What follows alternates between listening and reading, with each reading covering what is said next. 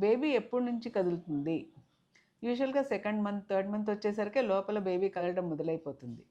కానీ తల్లికి తెలవడానికి టైం పడుతుంది. యూజువల్‌గా 5 నెలల నుంచి కొంచెం కొంచెం జస్ట్ టచ్ అయిపోయినట్టు అలాంటి మూమెంట్ ఉంటుంది. దీన్ని మనం క్వికెనింగ్ అంటామనమాట. తర్వాత 6, 7 నెలలు వచ్చేసరికి బాగా మూమెంట్స్ తెలుస్తాయి.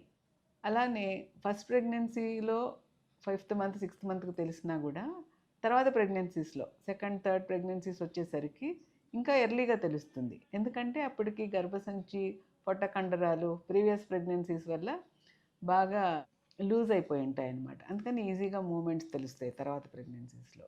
తర్వాత బేబీ మూమెంట్స్ ఎందుకు ఇంపార్టెంట్? అది లోపల చక్కగా కదలటం వల్లనే దాని మజిల్స్, కండరాలు గ్రోత్ అవంతా కూడా చక్కగా ఉంటాయి. లంగ్స్, మెచ్యూరిటీ అన్ని సిస్టమ్స్ డెవలప్మెంట్ కదలికల మీదే ఆధారపడి ఉంటుంది.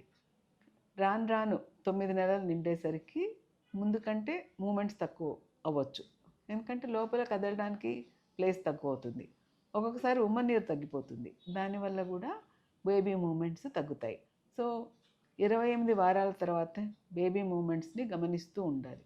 ఇప్పుడు చాలా తక్కువ మూమెంట్స్ అనిపించినప్పుడు తప్పకుండా డాక్టర్కి చెప్పాలి. ఎస్పెషల్లీ 9th మంత్లో ఉమ్మనీరు తగ్గినప్పుడు, ప్లేస్ సరిపోక కదలడం తగ్గినప్పుడు మూమెంట్స్ మీద చాలా అవేర్నెస్ ఉండాలి.